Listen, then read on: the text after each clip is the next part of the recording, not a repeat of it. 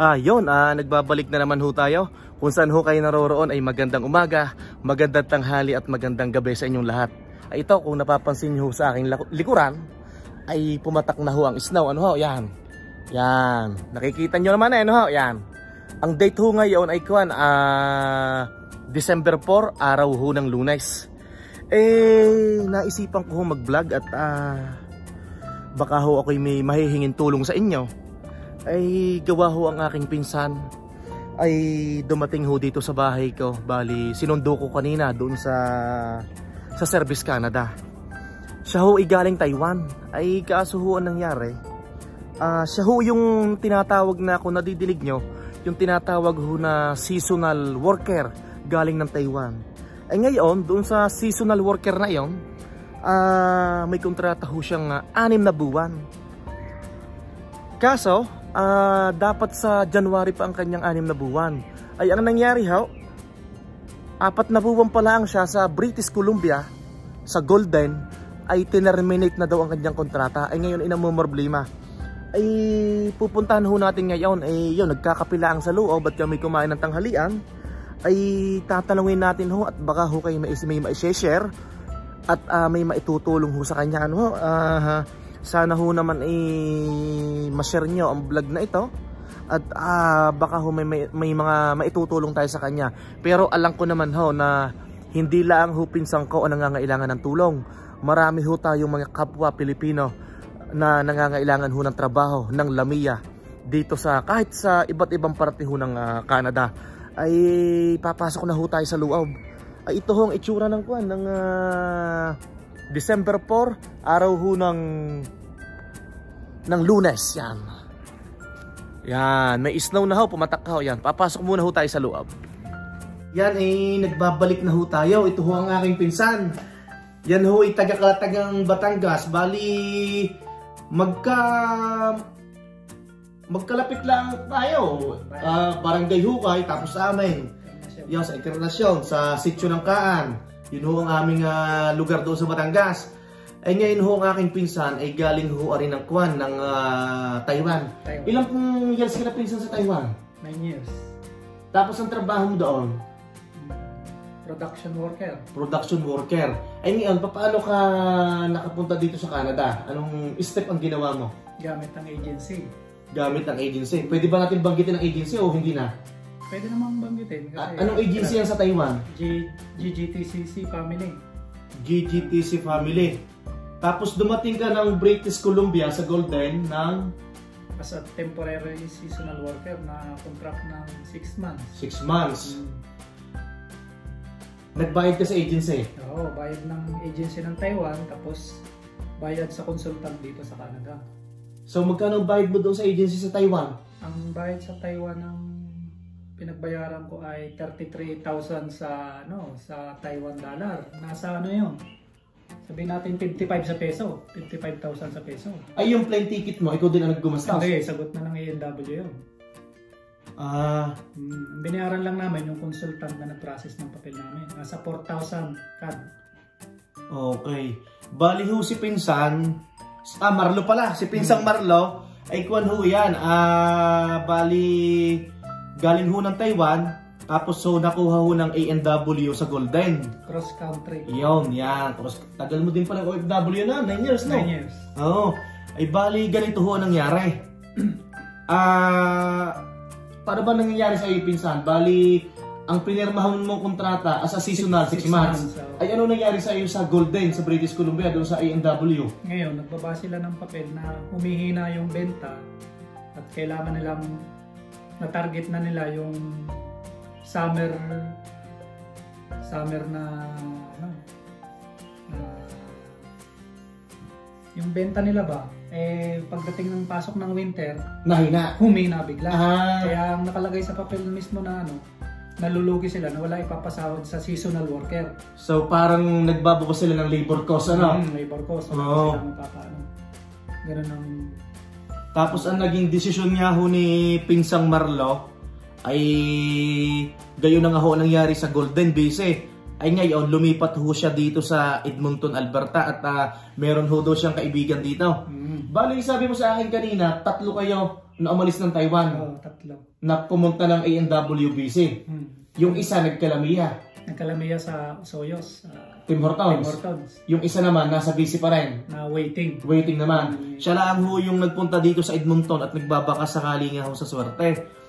Ay baka ho kayo may alam. Alam ko naman ho na hindi lang ho ang pinsang ko na ang walang lamiya o naghahanap ng lamiya. Ay baka lang ho kayo may maisasuggest na better way o kaya kahit ipila natin siya sa mga restaurant ho na nangangailangan ano ho? Fast food.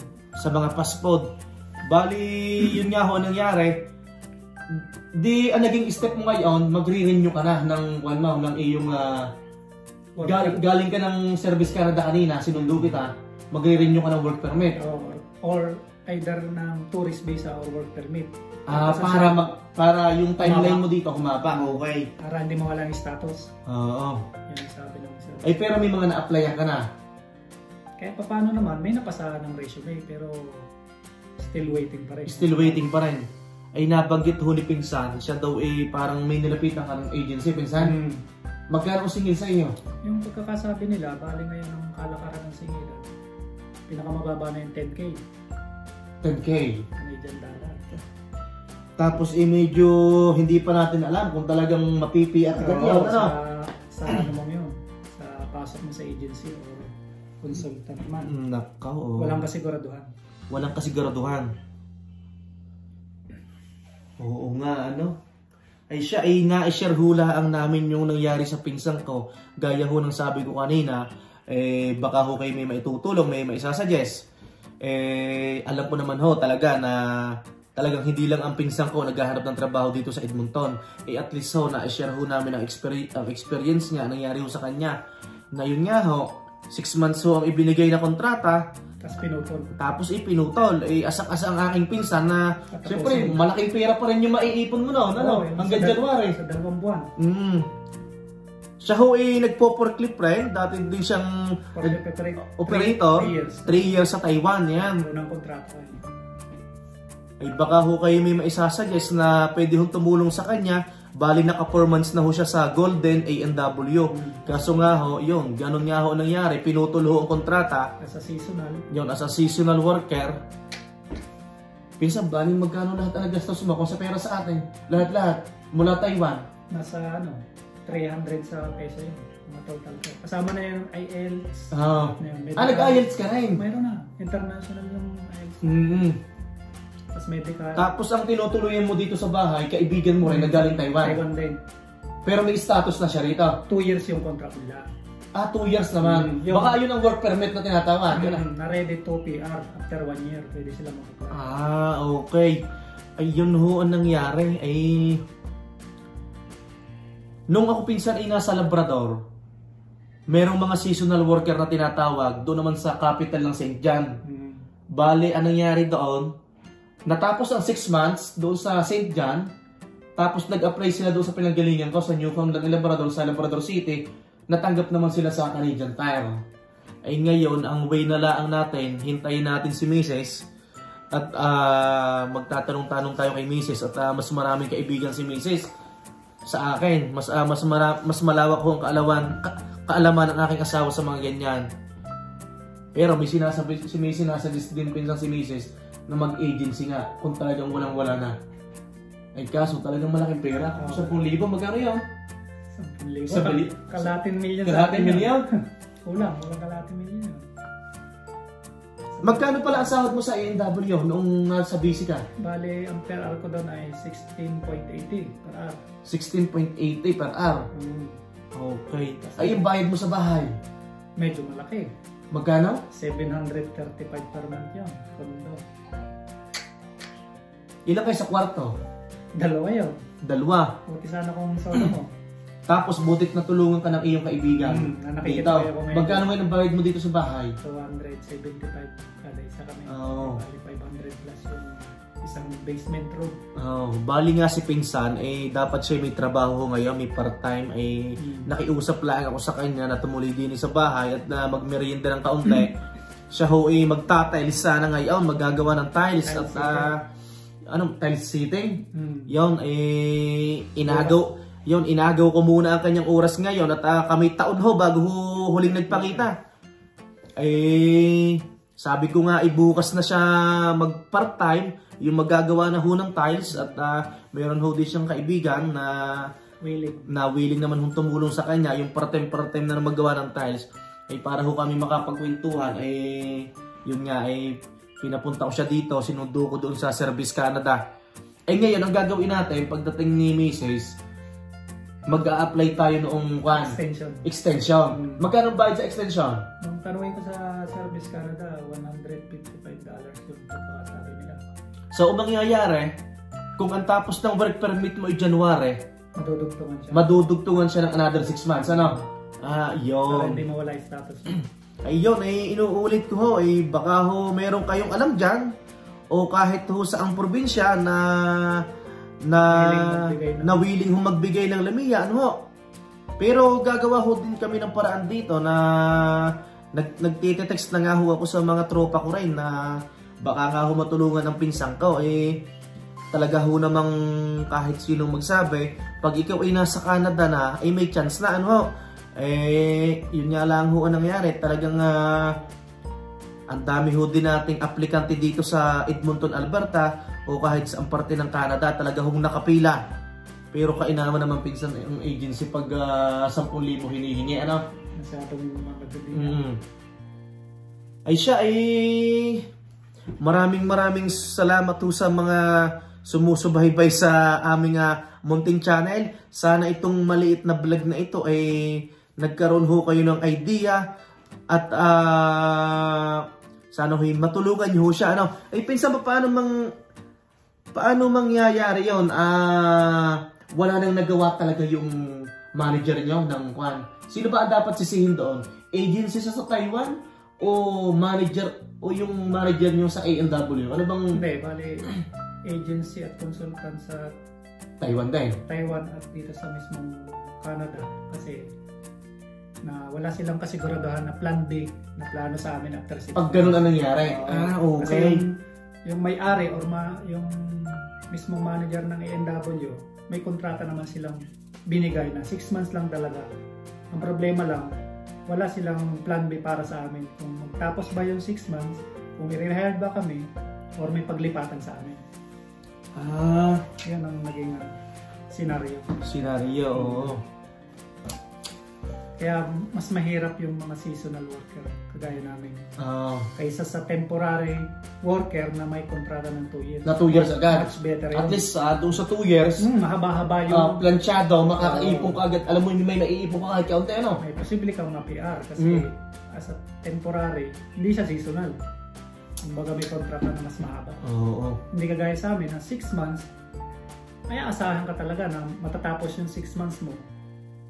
Hindi ka man i-rehal, maghahanap ka before mag-end yung 6 months mo. Dapat pinsan kahit anong mangyari, talagang maggagawa tayo ng extension ngayon. Para siguro naman, bago mo matapos yun, wag naman sana, makatagpo talaga, ano? Or else, babalik ka ng Taiwan. O hindi na. Origin na, Philippines na mismo ang balik mo. Philippines na. Kasi ang offer ng A&W, kung uuwi ka ng Pilipinas, sagot nila yung ticket mo. Hindi ko pinili yung umuwi kasi sabi ko, may permit pa naman ako. Maghanap ako ng ibang employer. Pero kung pinili kong umuwi, sagot naman nila yung ticket. May kasunduan naman. Sila yung Pero may awa pinsan ng Diyos talagang kuhan. Makakatsamba ka niyan. Talagang siyempre, talagang bubusisiin natin yan. Talagang medyo talagang magtatanong-tanong talaga. Yan na lang para so, ang target mo ngayon, kasi yung mga passport dito, yan ang mga nagbibigay ng lamiya. Dahil kumbaga mag-a-apply ka ng mga forklift operator agad. Mahirap. O kaya sa mga kahit saan dito production, mahirap. Nag-i-start talaga sa FNB, sa passport. Yan ang... Yun lang ho. At na-share ko lang ho yung nangyari sa aking pinsan. Talaga ho naman ko nasa Canada na ho ang aking pinsan ay nakakaawa naman at syempre nabanggit niya nga sa akin kanina yung daw kanyang ipon doon sa Taiwan ay napabayad pa ng kuan ng agency. Ay talaga ho namang kuan ay malaki-laki nga ho din daw yung napabayad na sa agency. Ano ho? Ay siya ay yun lang po. At ano bang kuan na ngayon, 21 days na lang ho at Pasko na. Ano ho? Ay maraming salamat huli sa mga sumusubaybay. Ito ho ay kapirasong vlog lang. Ano? At sana naman po may mag-message sa akin or may maisasuggest ba. Ano ho? Pero syempre gagawa ho din kami ng paraan dito. Pero kung ho kayo may naiisip na better na idea, ngayon pa lang ho'y nagpapasalamat na ho ako. Ay siya, kung saan ho kayo naroroon, ay magandang umaga, magandang tanghali at magandang gabi sa inyong lahat. Siyempre, hindi ho talaga matatapos ang araw na ito na hindi ako nagpapaalam. Ano? Ay hanggang sa muli ho. Maraming salamat ho. God bless everyone. Maraming salamat ho.